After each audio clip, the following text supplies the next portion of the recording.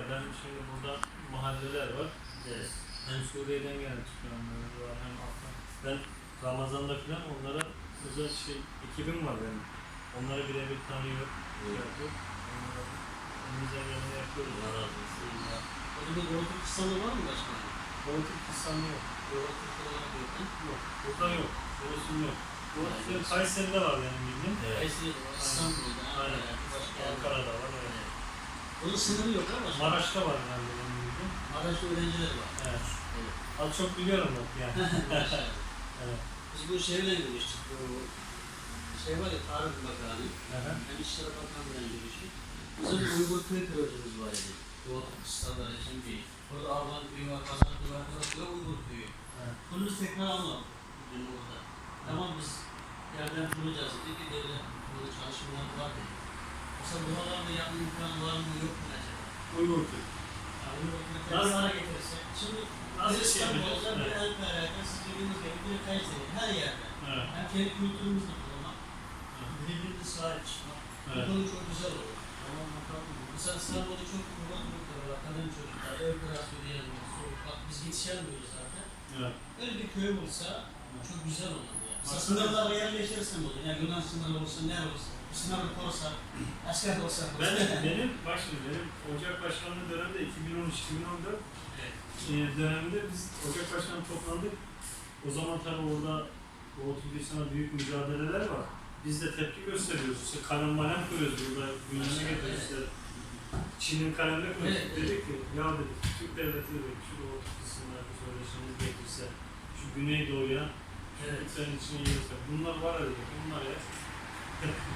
Şimdi Doğu Türkistan'daki mücadeleden buraya gelince Evet. Türkmenistan buraya dümdüz ederler dedim. Ya ne güzel olur lan. Öyle bir proje yaptık ama tabi o zaman Türk devleti, Türkiye Cumhuriyeti bize fazla yapmıyordu. Biz zaman Cumhuriyet Halk öncesi bize tutmuyorlardı yani şimdi. Şimdi Onları çok konuşmak istemiyoruz ama yani. O zamanlar şimdi iyi arkadaşlar. Şimdi iyiyiz. Şimdi Evet. biz de Güzel olur. yani şu anda güzel oldu.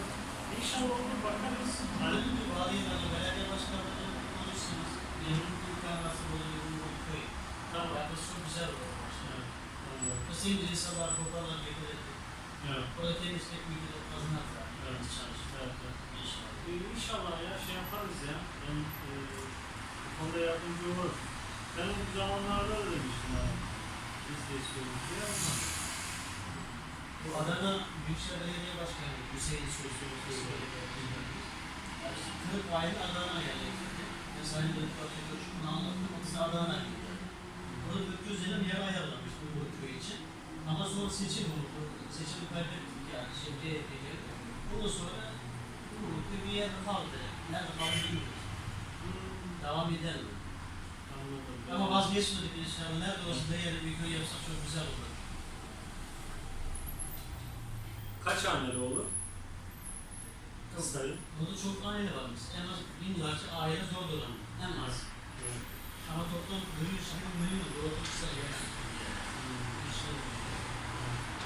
Küçük olsa onun göre, büyük olsa onun göre millet yardım Anladım. ederiz. Anladım. Hep eski binalar olacak. Mesela boş yer binalar olsun. Bu binalara yerleştirsek. Anladım. Ama bu bakarız.